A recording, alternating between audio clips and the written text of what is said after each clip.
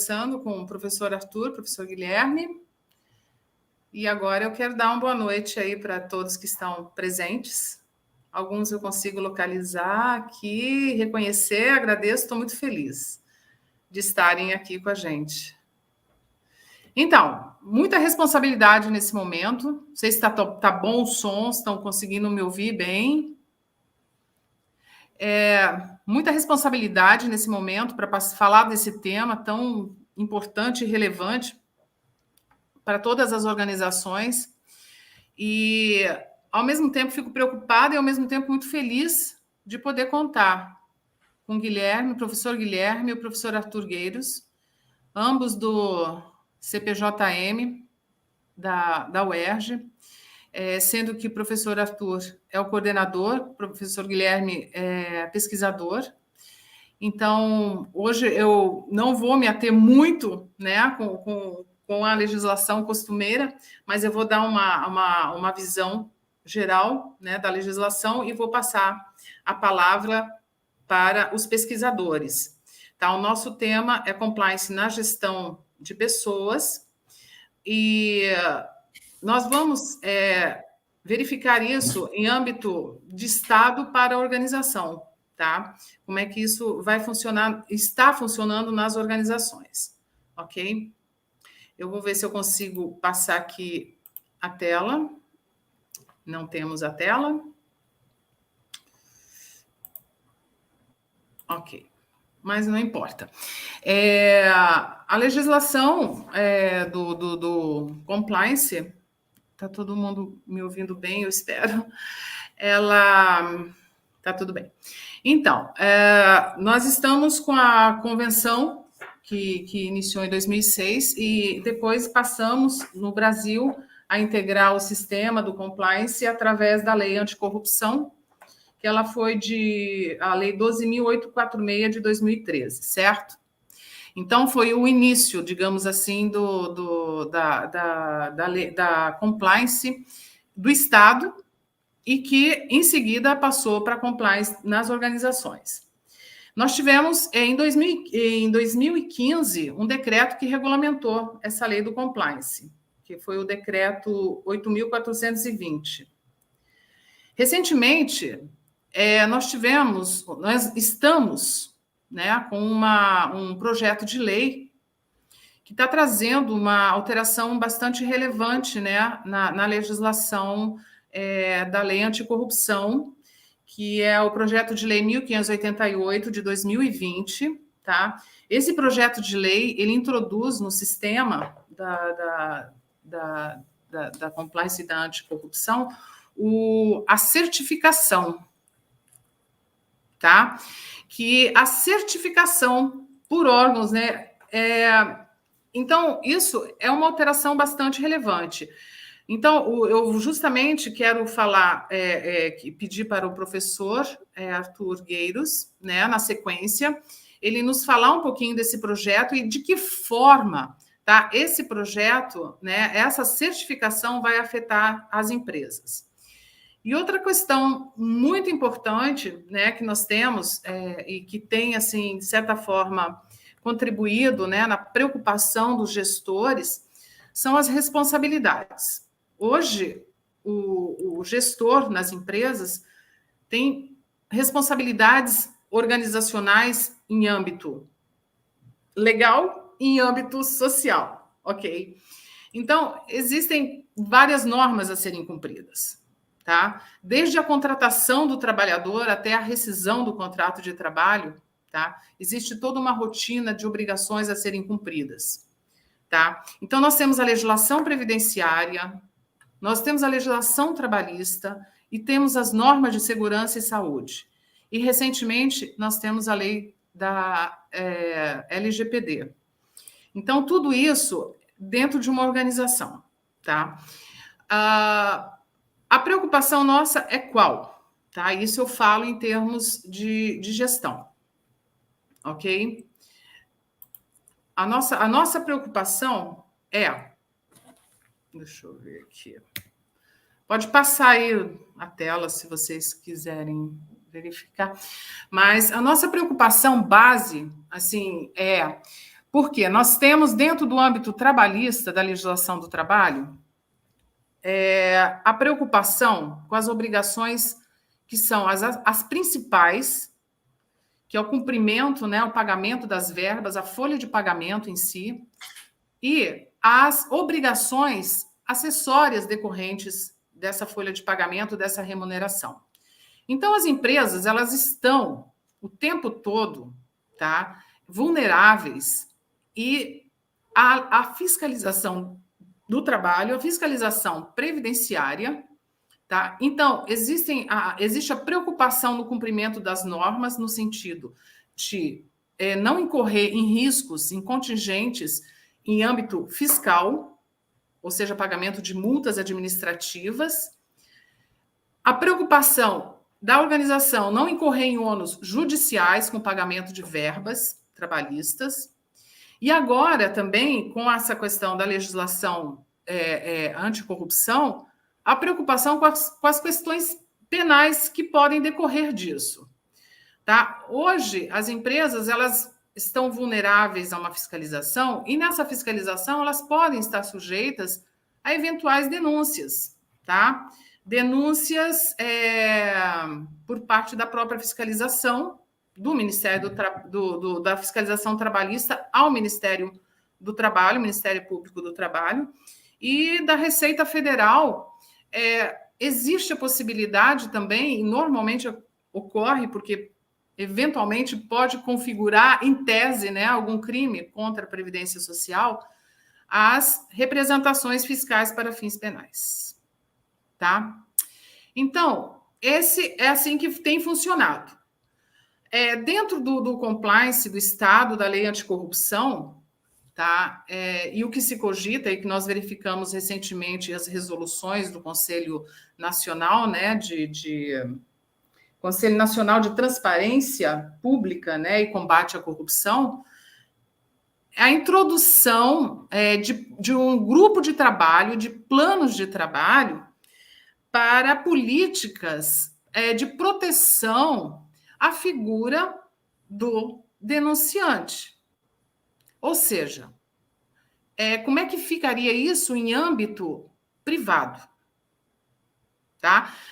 Sabemos que existe uma legislação em termos do Ministério Público, né? O Ministério Público Federal contempla toda essa normatização. Nós não temos isso no âmbito empresarial. Então, as empresas vão conviver e convivem com programas de compliance que eles podem assumir diversas formas, né? A compliance são as conformidades, as adequações, a normatização. Então, dentro disso, existem algumas questões que elas têm que se sobrepor. Por quê? Não adianta, seria inócuo, né, a empresa trabalhar com programas e até investir, né, financeiramente em programas, em estudos, em pesquisas, tá? Se esses programas não forem monitorados e não forem dinâmicos. Como existe hoje, na realidade, como existem, né, os programas de gerenciamento de riscos, as obrigações que a empresa tem. Eu preciso fazer o PPRA anual, eu preciso ter as reuniões da CIPA, eu preciso ter o LTCAT. São obrigações que estão na legislação. Mas elas não são obrigações fixas. Elas precisam ser monitoradas. Não é suficiente para a empresa se eximir, por exemplo, de alguma eventual culpa. Não é suficiente ela ter um programa. Essa é a grande questão. Não é suficiente, tá? Esses programas, né, que normalmente são geridos pelo RH, né, juntamente com outros departamentos, tá? Esses programas precisam ser monitorados, precisam ser transparentes, tem que haver publicidade e tem que ter as evidências necessárias de que realmente a empresa está implementando aquilo de forma transparente. Transparente no sentido que não adianta você colocar isso nos planos da empresa e, de repente, isso não atingir os trabalhadores. Então, o grande fundamento, né, para a empresa, nesses trabalhos, nós acreditamos que seja essa transparência desses programas, tá? E a publicidade deles em relação aos trabalhadores. Então, existe uma preocupação nos agentes dos programas, ok? Existe essa preocupação dos agentes, ok? Quem são esses agentes, né? Nós temos vários termos, né? Os stakeholders, nós temos alguns termos em inglês também são adotados, né, nos programas de compliance, mas nós precisamos trazer isso para a nossa realidade, e não realidade só de grandes empresas, mas realidade de pequenas e médias empresas também, tá? De uma forma responsável e de uma forma simples e que possa ser implementada, ok? Então, eu vou passar a continuidade para os pesquisadores, para que eles nos falem sobre essas questões adaptadas às organizações, como é que isso está sendo visto, principalmente em função das últimas resoluções, né, desse Conselho de Transparência Pública, o que se pretende com isso, né, a questão da certificação e como é que ficam as pessoas envolvidas nesses programas, tá? Mas eu só quero frisar, né, acima de tudo, o poder diretivo do empregador, tá? Então, que seja qualquer programa, qualquer implantação, né, de transparência ou de conformidade, ela necessariamente viria de cima para baixo, né? Então, os dirigentes das empresas são os grandes responsáveis pela iniciativa das mudanças, das melhorias, né, dentro do ambiente de trabalho. Ao gestor de pessoas, cabe, naturalmente, a implantação dessa cultura. Lembrando que não há imposição, né? A ética, né, ela não é imposta, ok? Mas tem que ter normas, ok? Para que a empresa possa evidenciar a existência de programas, né, de compliance, ou seja, de transparência nas empresas e de resultados, né, em relação aos trabalhadores, em relação aos consumidores e principalmente as empresas que têm contratos com o Estado, né? Se não for contato com o Estado nacional, ela pode ter o contato com o Estado internacional. Porque essa questão das conformidades, tá? Ela já tem início muito antes, né, de 2006, ok? Muito antes no exterior. Então, muitas empresas aqui no Brasil já aplicavam princípios de transparência e bom relacionamento, ética, né, códigos de conduta, já muito antes da implantação da lei anticorrupção no Brasil, ok? Então, o que acontece? Sim, o poder diretivo do empregador. Há a implantação do programa, mas tem que ter a obrigação, de certa forma, de segui-lo e o monitoramento se realmente ele está sendo seguido. Isso para que a empresa possa se isentar futuramente de alguma situação, né, de delito, onde eventualmente ela possa ser incriminada por algum ato, ok?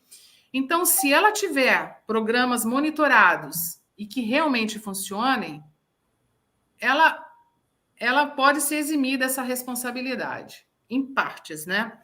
Porque aí vem a questão da discussão, né, professor Arthur, sobre a culpa. Qual é a culpa? A culpa objetiva. E então ela cumpriu com tudo, com todas as normas, fez tudo direitinho, mas houve uma falha.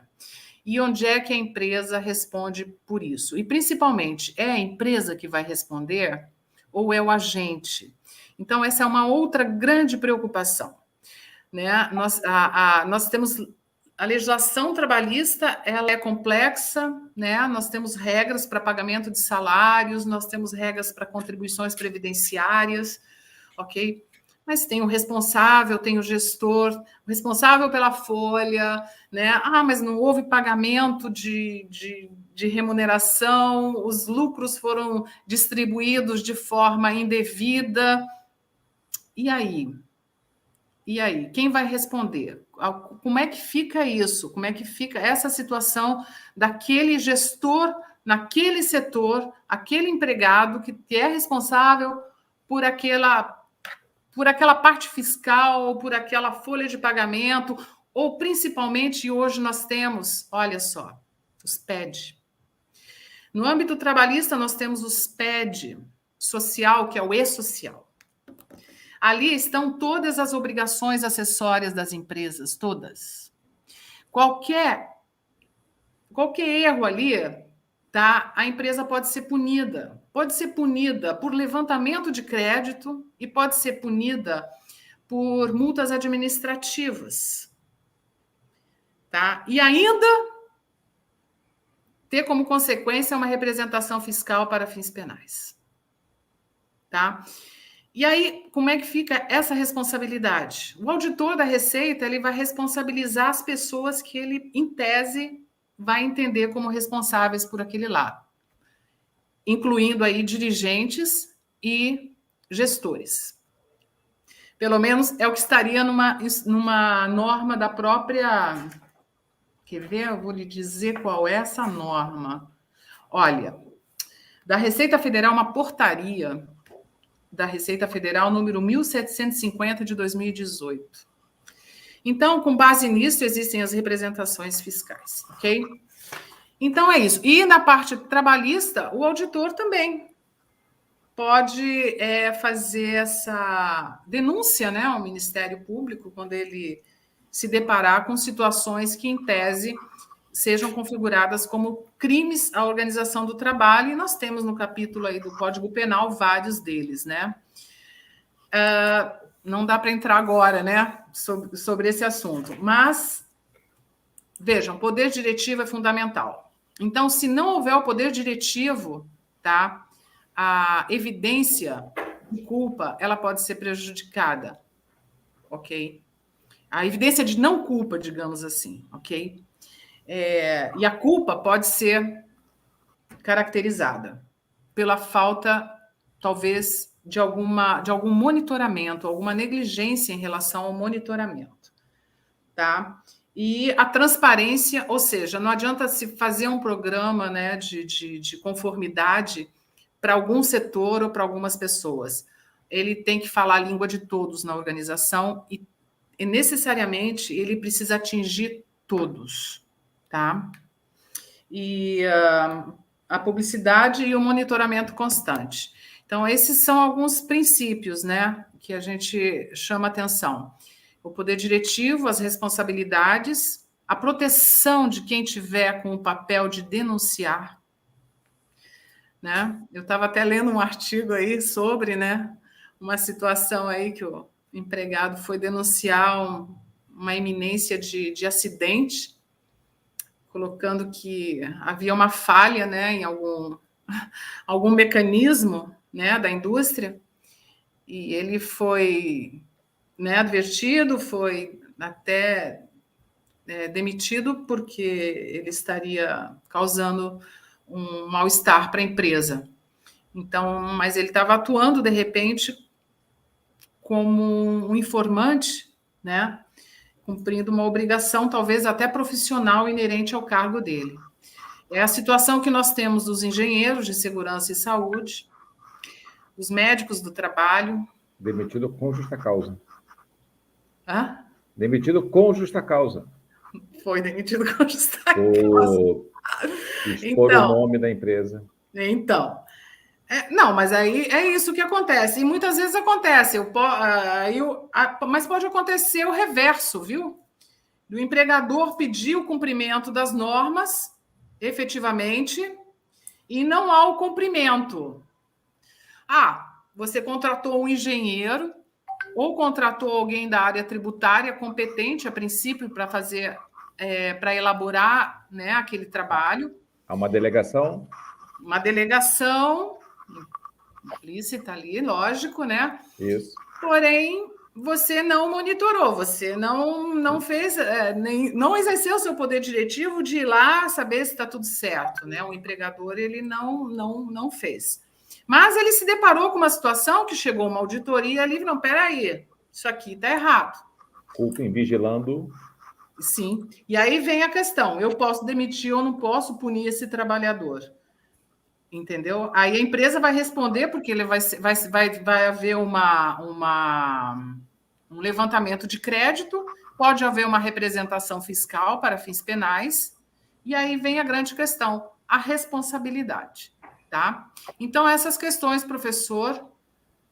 professores Guilherme, professor Arthur, né, que eu estou colocando, né, apenas como um exemplo das situações que acontecem nos programas de integridade e conformidade, mas eu quero que também as pessoas que estejam participando aqui, que estão participando, que, por favor, coloquem as suas situações para a gente poder discutir isso, ok? Isso é muito importante, tá? Nós estamos vivendo um momento de transformação, de mudanças, tá? Principalmente dentro das organizações, tá? E para fazer uma adaptação adequada, naturalmente, a gente conta aí com os gestores, tá bom? Okay. Aí eu dou a sequência, né? Ótimo. Ficou claro as pessoas que eu passei aqui, as dúvidas, que eu quero repassar isso para os pesquisadores, para que os programas, né, de conformidade fiquem efetivos na empresa. Eu acho que, da minha parte, está muito bom. Não sei se eu começo, se começa o professor Guilherme, não sei qual a ordem, mas antes de passar para o professor Guilherme, né, dizer... Uhum. Fique à vontade, professor. Então, se quiser... Só para cumprimentar, que eu ainda não havia tido oportunidade de falar, cumprimentar a doutora Sofia Kaczurowski, professor Guilherme Krieger, dizer, né, da nossa grande alegria de ter feito um convênio do CPJM com a Veritae. Né? A gente entende, né, que é uma possibilidade enorme de desenvolvermos, né, uma série de iniciativas como essa, digamos, essa aqui seria um pontapé, né, de uma série de projetos que a gente pode traçar, né, dentro desse objetivo de discutir as questões que a doutora Sofia trouxe aqui, né, e a gente vai, em cima desses tópicos, né, falar, né, expor, né, o que nós entendemos, mas eu só quis dar esse cumprimento e passar para o professor Guilherme, né, que vai, né, conduzir, e depois a gente fala mais sobre esses tópicos. Então, todos aqui anotadinhos aqui, qualquer coisa, não se preocupe. Vamos lá, Guilherme, boa noite aí. Então, tá bom. Vou lá. Olha, eu vou começar saudando a minha amiga Sofia, né? Uma amizade que já perfaz quase 2 décadas. E o professor Arthur, que, além de amigo, foi meu orientador no doutorado e a quem muito devo em termos de aprendizagem sobre o direito penal econômico. Ele que hoje é meu coordenador no Centro de Pesquisa em Crimes de Empresa e Compliance, João Marcelo de Araújo Júnior. Eu estendo a minha saudação aos pesquisadores do CPJM que estão nos acompanhando agora. Aliás, a minha saudação vai a todos que nos honram com a atenção dispensada aqui agora. Eu compartilho com vocês a minha alegria por ter sido o pivô desse encontro entre o professor Arthur e a Sofia, como articulador da cooperação entre o CPJM e a Veritae. A Sofia há anos me canta para voltar a fazer algo com ela, que a gente já havia sido coautor na década passada de livros, né? E trocamos bastante no campo do cooperativismo sobre a matéria previdenciária. E eu ficava pensando o que poderia ser isso que a gente podia fazer junto, né? Mas não me vinha uma boa ideia. Aí, a tese de doutorado em Direito Penal e o CPJM. Parece que estava distante, mas foi aí que eu vi a oportunidade. Para mim, de todas as possibilidades de buscar um convênio de cooperação, a Sofia foi o nome que me veio à mente logo de cara. É uma profissional meticulosa que prima pela prudência. E nisso, a afinidade com o professor Arthur é notável para qualquer um que venha conhecer os dois. Essas qualidades estão presentes na Veritae, o que empresta a confiabilidade necessária para que o CPJM encontre aí espaço adequado para repercutir a sua atividade acadêmica. Eu vejo a Veritae como um veículo com o qual o CPJM pode retornar à sociedade o investimento dos contribuintes pelos recursos públicos alocados no âmbito da Universidade do Estado do Rio de Janeiro, a nossa querida UERJ.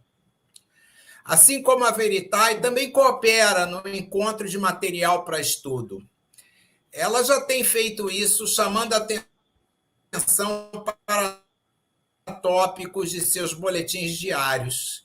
Esses boletins, então, se prestam como uma fonte secundária para acesso eficiente às fontes primárias, que são as publicações em diário oficial. O recorte temático da cooperação entre a Veritae e o CPJM é a gestão de pessoas. Este é um recorte que particularmente me mobiliza. Afinal, toda a minha matéria profissional e acadêmica é atravessada pelo foco nas cooperativas. E no centro das cooperativas estão as pessoas. Numa cooperativa, em última análise, toda a sua gestão é gestão de pessoas. Afinal, o princípio universal do cooperativismo, que trata de sua gestão, a qualifica como democrática. E não pode ser diferente. Gestão democrática é se preocupar com gente, a sua gente, os seus cooperados, os seus colaboradores e a sua comunidade. Evidentemente, para a Veritae, em se tratando de compliance para a gestão de pessoas, volta-se para a conformidade legal nas áreas das relações de trabalho e seguridade social, compreendidas aí a previdência, a saúde e a segurança do trabalho.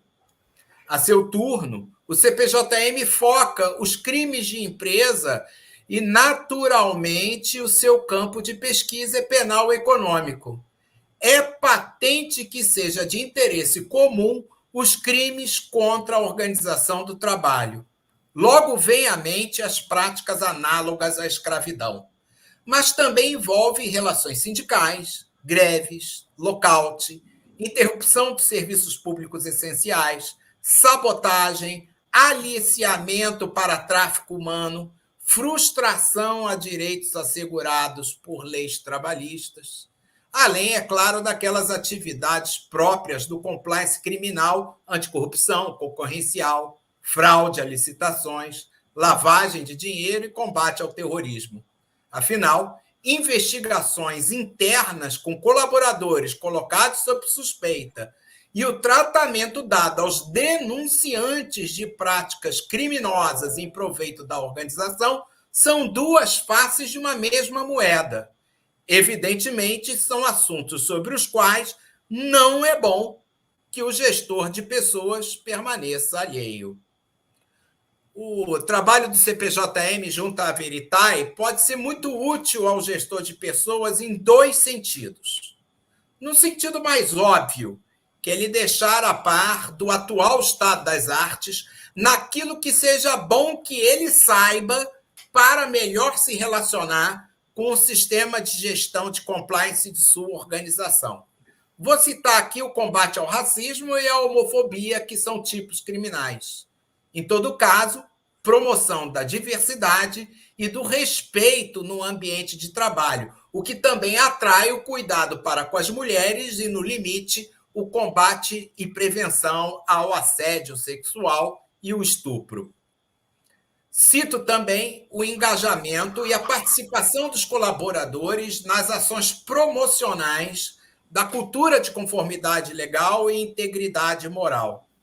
Por que não também dizer qualidade de vida e clima organizacional? Afinal, pode-se pensar em integridade moral sem qualidade de vida?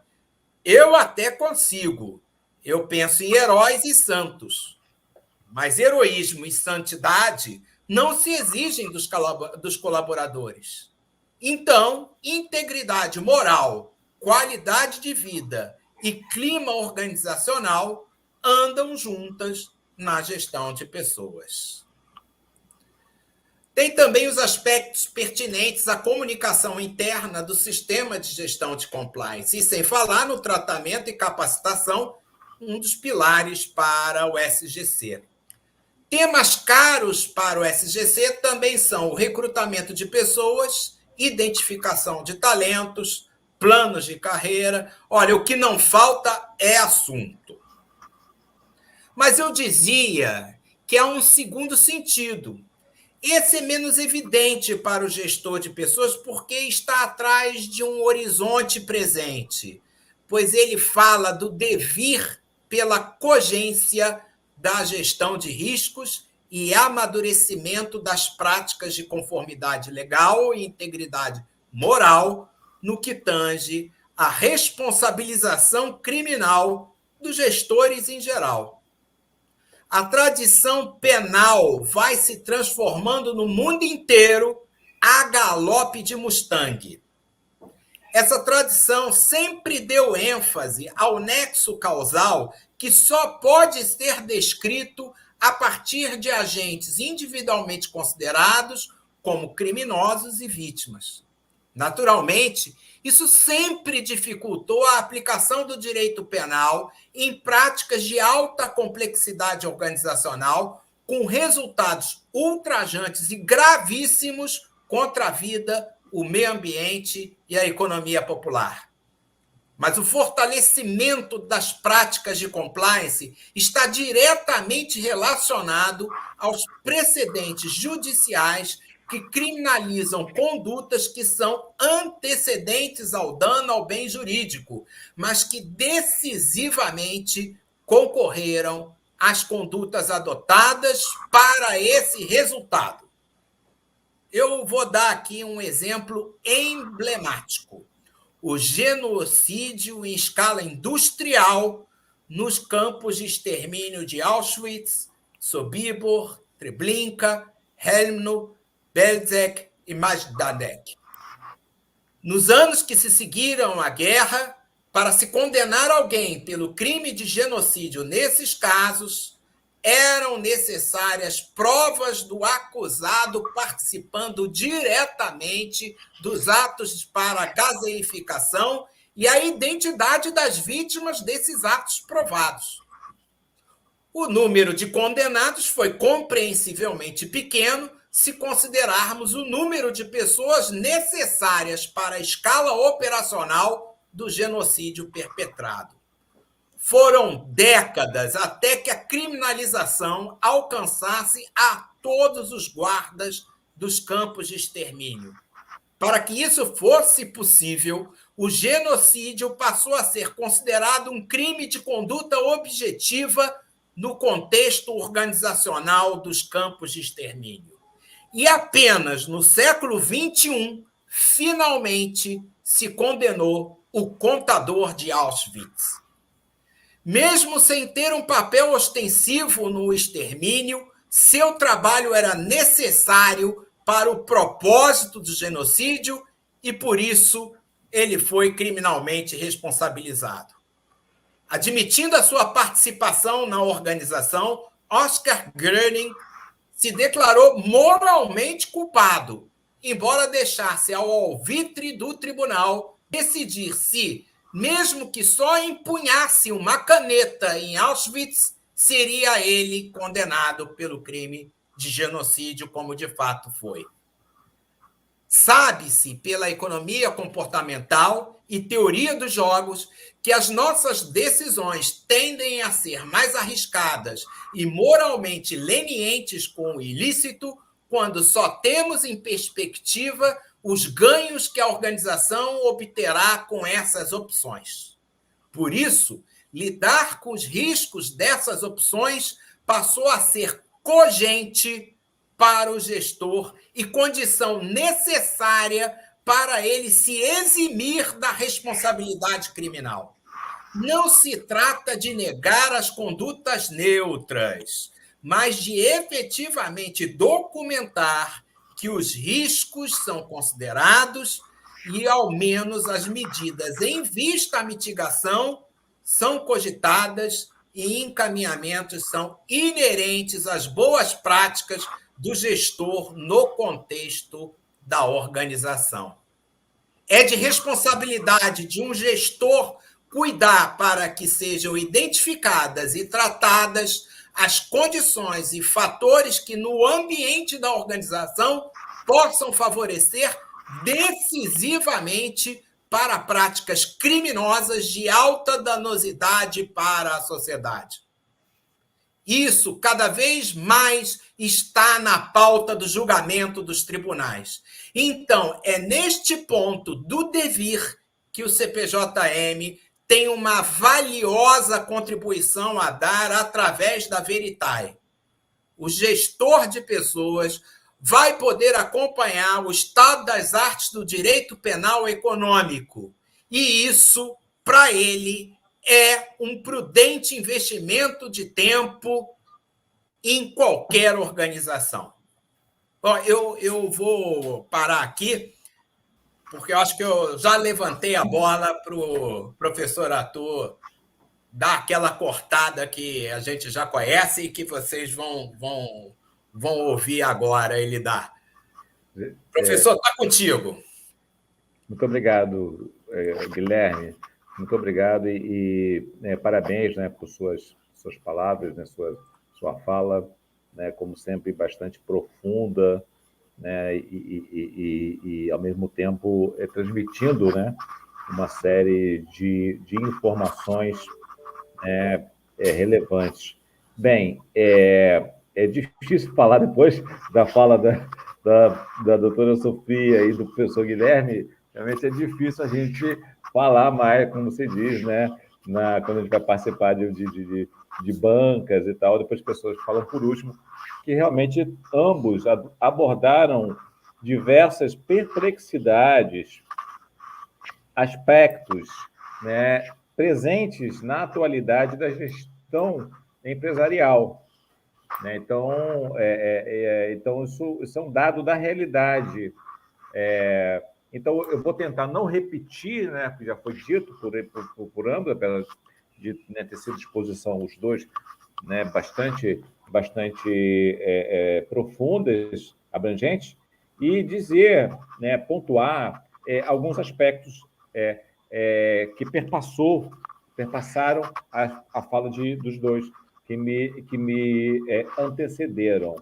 Muito bem, compliance, a gente entende, né, como um modelo de gestão de risco, do risco empresarial, de qualquer atividade, melhor dizendo, inclusive, aqui que é o foco aqui, né, atividade empresarial. Toda atividade, né, empresarial, especificamente, poder ser de outros, né, como já foi até colocado, ela embute um risco. A doutora Sofia falou das preocupações com a folha de pagamento, né, com as obrigações acessórias, PEDs, fiscalização do trabalho, fiscalização da Previdência, Receita Federal do Brasil, né, e inúmeras obrigações. Então, isso tem que ser gerenciado.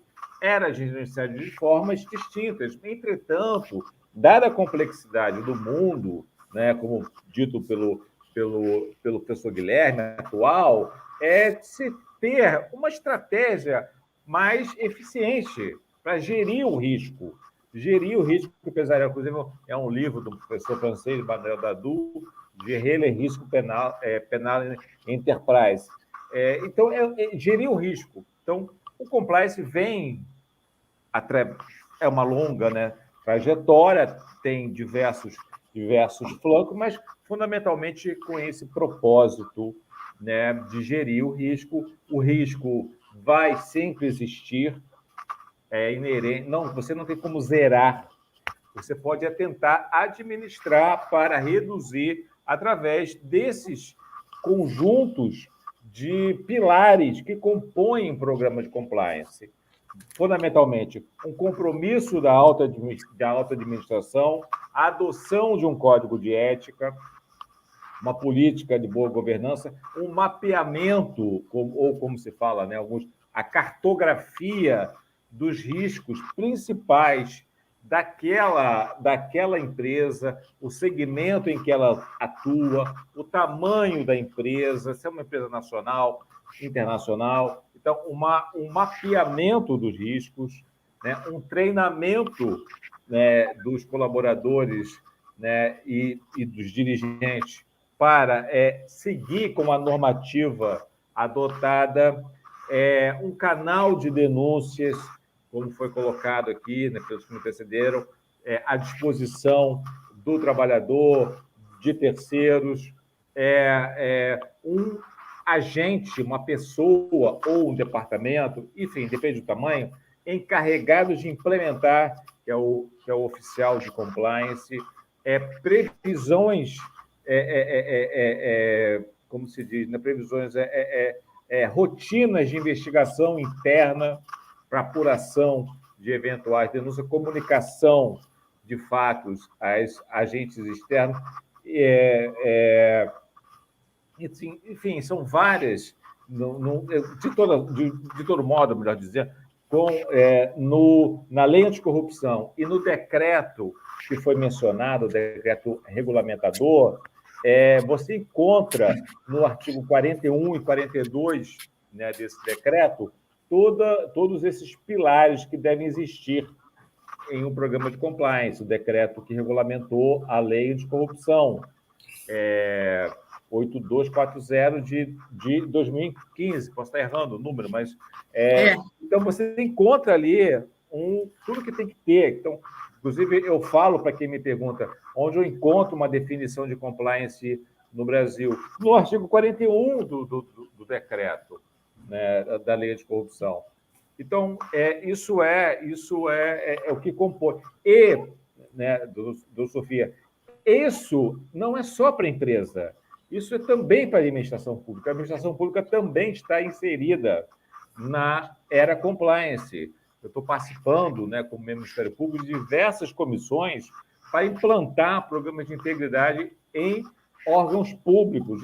A preocupação com o risco também é de qualquer organização, não apenas privado. Então, só fazer essa referência. Realmente, né, e eu digo, né, até com base na minha experiência, né, atuando nessas duas áreas, seja na área acadêmica, seja na área do Ministério Público, em crimes empresariais, como muito bem exemplificado pelo Guilherme, alguns deles, inerente, sempre vai existir essa possibilidade de uma imputação. Então, não tem, seria falso eu dizer, não, fique tranquilo que não vai. Existe, infelizmente. Né? Existe, como tem qualquer outro ramo da vida. Então, o empresário ele pode, né? Alguém pode vir a responder a um procedimento investigatório, ou eventualmente a denúncia. Isso pode acontecer, a apuração de responsabilidade. Infelizmente, isso é possível de acontecer. A gente não deseja, a gente gostaria que houvesse uma profissionalização, uma conscientização, mas esse risco, né, que eu até anotei aqui, né, com relação ao poder diretivo, isso sempre vai existir. É claro que a gente procura minimizar. Eu acho que a ideia do compliance, a estratégia de delegação, né, quando o empresário delega ao oficial de compliance ou algum profissional, como dito anteriormente, ele se desincumbe, né, de uma imputação. Quem passa a ser, em tese, imputável é quem recebe essa delegação, inclusive à luz do Código Penal, né? O delegante, o empresário, ele pode ter deveres residuais de fiscalização, né? e de substituição quando perceber que não está funcionando bem. Tá? Então,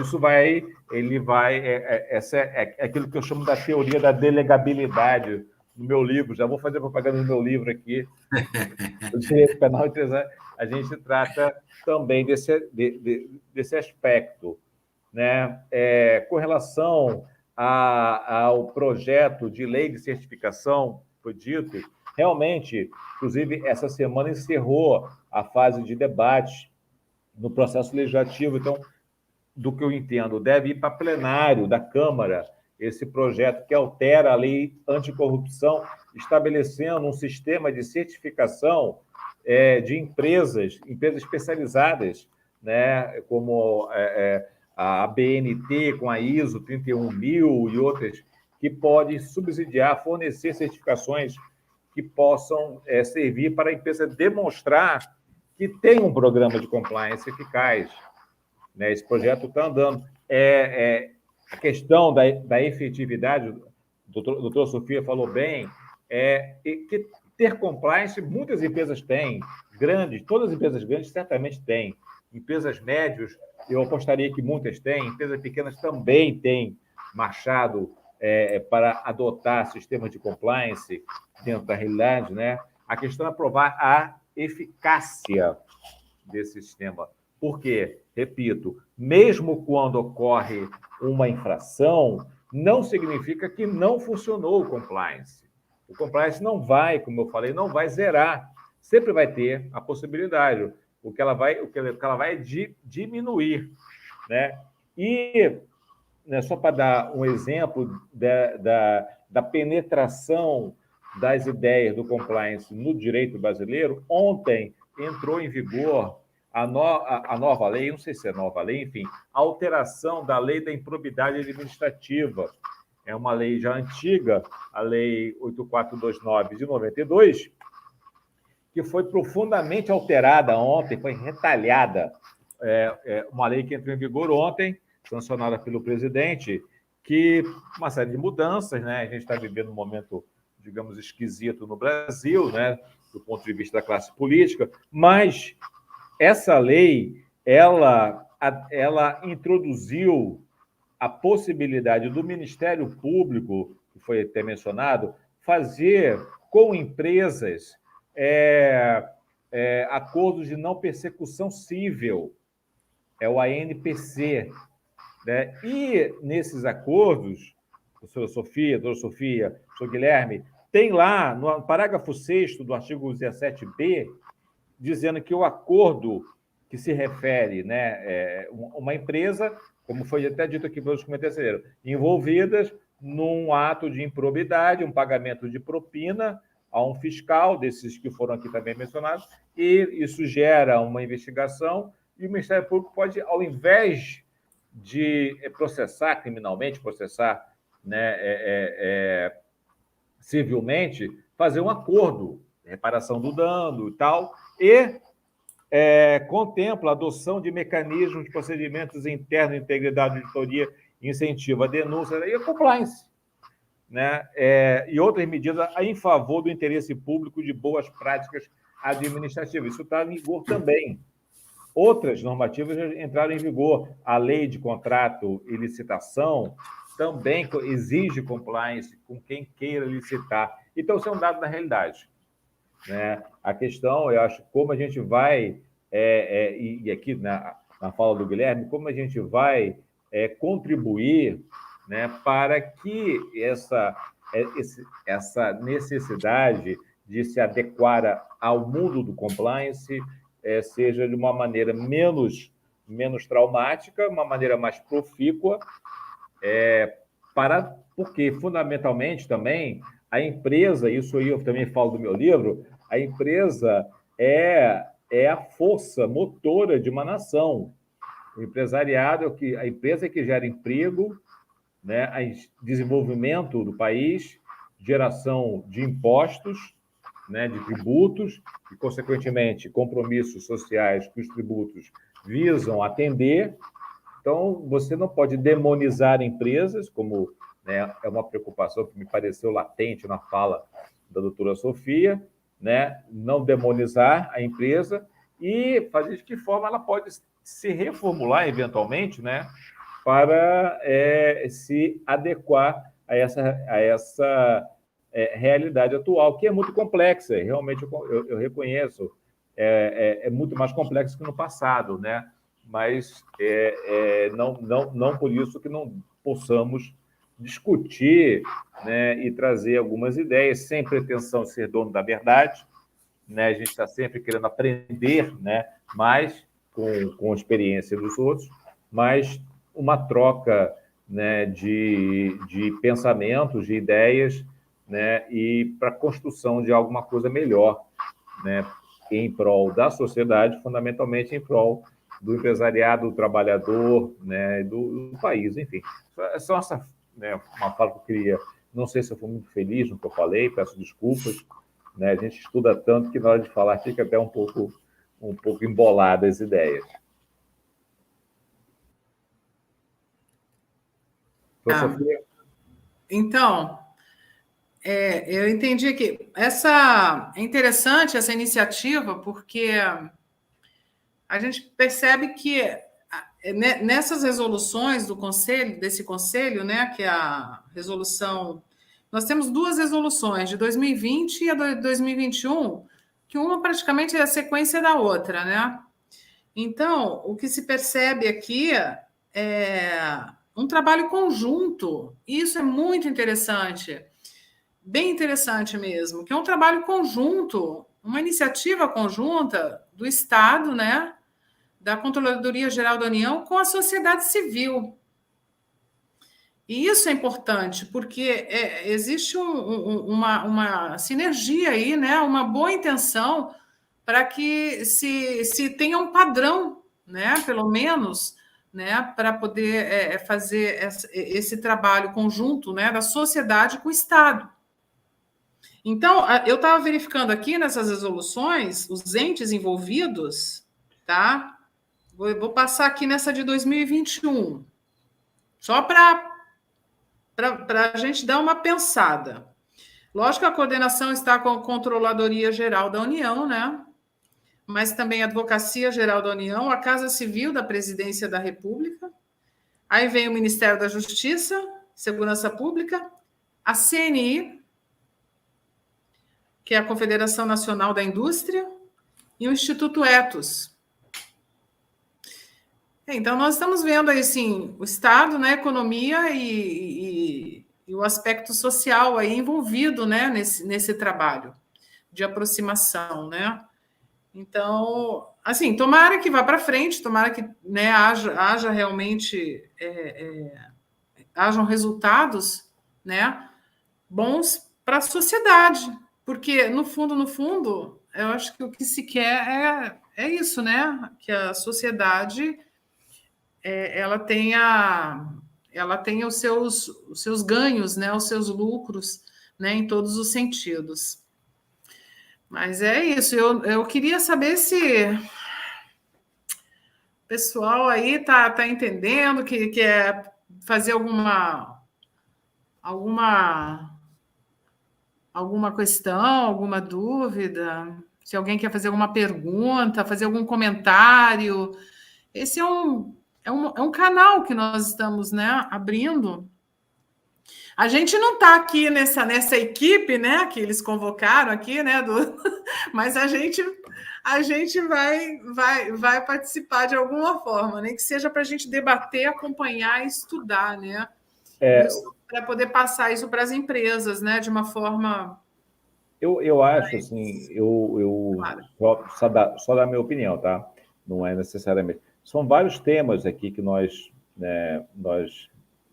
abordamos e muitos deles têm uma grande profundidade, né? O que eu acho, né? Eu ouvi também a opinião do Guilherme, a gente pode estabelecer uma forma de fazer um fórum de debate, né? Contínuo, porque não vai esgotar aqui hoje, né, assuntos tão complexos, né? Sejam preocupações, apreensões, né? Sejam questões legais, leis novas, uma lei que acabou de sair, né? Ou questões envolvendo a atividade fiscalizadora de entes estatais, né?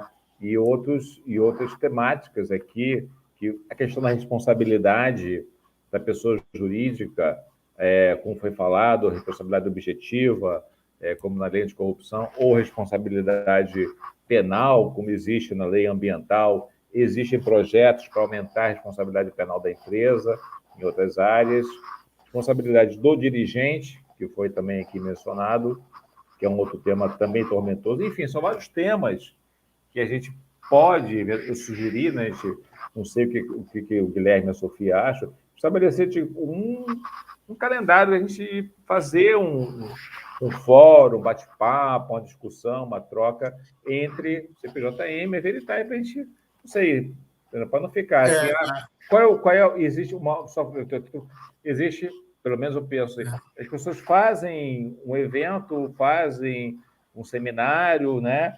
E depois vai todo mundo para casa, os problemas continuam. Então, se pudesse haver uma coisa... E das muitas participações que eu tive, né, em eventos recentes sobre essa temática, ouvindo empresários, uma coisa que eu ouvi é que muitos reclamaram de não trazer exemplos bem-sucedidos de empresas que adotaram compliance e que tiveram um salto de qualidade, que a gente fala muito daquilo que não dá certo e que eu recebi até como uma crítica, que a gente fala, a empresa tal fez tal coisa errada, e as empresas que dão certo, isso eu vi... Só os relatórios de exceção, né? Só relatórios de exceção, né? Então, são ideias que a gente estabelecer, não sei, já que a gente tem esse vínculo, né? Estabelecer uma forma de a gente prosseguir com temas aí tão palpitantes, como foi. O Guilherme mencionou vários aí. Vários. A ideia, professor, é exatamente isso mesmo, né? A gente está nesse momento de travar, né, o conhecimento, ganhar confiança, né? Porque são entidades com vocações distintas, né? O CPJM tem a sua vocação acadêmica eminente, né? Precípua. A Veritae é uma empresa, né? Também ela própria é uma empresa, né? Então a gente precisa ter esse momento de entrosamento que a gente está fazendo. E é claro que já fico até satisfeito de ver, né, que você está apontando para isso mesmo.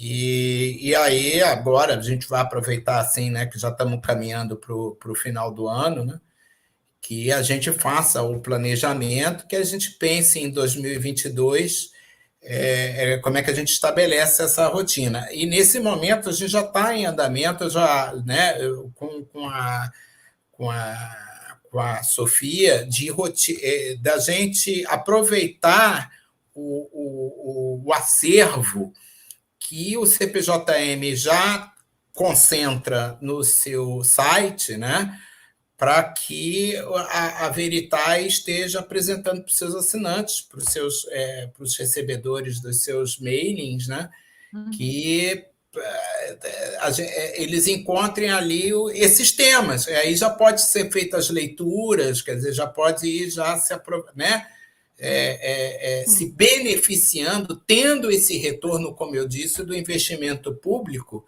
que é feito na UERJ para que haja a possibilidade do CPJM existir como um centro de pesquisa. Ela tem o seu site, tem o material, tem o acervo.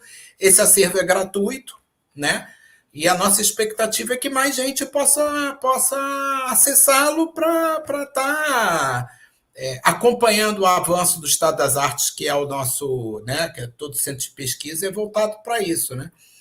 E aí a Veritae pode ser essa câmara de repercussão. Então, isso a gente já está executando, né? Já está fazendo, já está implementando, está tornando isso rotineiro, né? A Thaísa vai estar fazendo isso, ela está nos assistindo e ela já está empenhada nisso, né? E aí a gente faz o planejamento dessa atividade de relacionamento com o público da Veritae, que é o que eu estou entendendo que é a sua sinalização, que aí é um nível de interação mais profunda, né? E aí a gente pensa isso vou pensar isso com a Sofia, como é que a gente faz isso em 2022, né? Muito bem. Excelente. Sofia, quer fazer o encerramento? Sim, vamos fazer. Não, mas é isso. A intenção foi nós disponibilizarmos para os nossos leitores, né, esse conteúdo do Centro de Pesquisas, né, no qual vocês são os pesquisadores. Porque eu encontrei ali um conteúdo muito rico, né, para os gestores, muito rico. Então, a intenção justamente é essa, é poder compartilhar esse conteúdo de vocês com a sociedade civil, entendeu?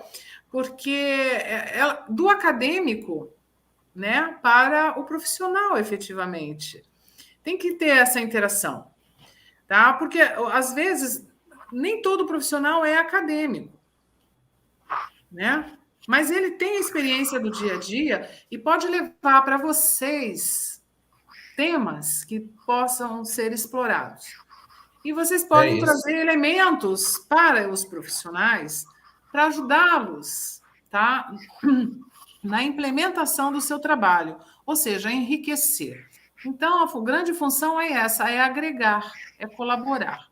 Então, no que nós pudermos, né, fazer nesse sentido, nós estamos à disposição, ok? Beleza. Ou, assim, agradeço muito, eu peço desculpas aqui, eu gosto de apresentar toda a legislação, todo o rol, né, da legislação, eu tinha até preparado tudo aqui bonitinho, mandei, mas eu não... Né, eu cheguei a compartilhar durante um período aqui, Sofia. Mas eu não tive como abrir a tela. Mas eu abri. Abriu? Mas ele abriu. Abri. Então, essa é uma ferramenta. Agradeço ao Igor também, né, do Direito Novo, que nos disponibilizou a plataforma. Exatamente. Obrigado. Né, do iMeet, né, para esse encontro, ok? Beleza. Mas, assim, pouco tempo, foi para a gente realmente se conhecer, apresentar, e a gente espera que possamos ter temas mais definidos sobre essa questão do direito do penal empresarial, ou seja, do compliance. Compliance já faz compliance há muito tempo, né? Com outros nomes aí, mas nós já fazemos, né? Apenas a questão está tendo uma repercussão agora, né? mais relevante em função da legislação e da exigência internacional. Tá bom. Tá bom. Então é isso. Eu acho que pode encerrar aí, então, a transmissão, pode ser? Podemos encerrar. Um abraço a todos. Boa Muito noite. Obrigada. Boa noite. Obrigada aos participantes, a professor Guilherme, professor Arthur. É um prazer. Obrigada ao Igor. É um prazer. E até uma próxima, né? Até a próxima, se Deus quiser. Tchau. Tchau. Obrigada.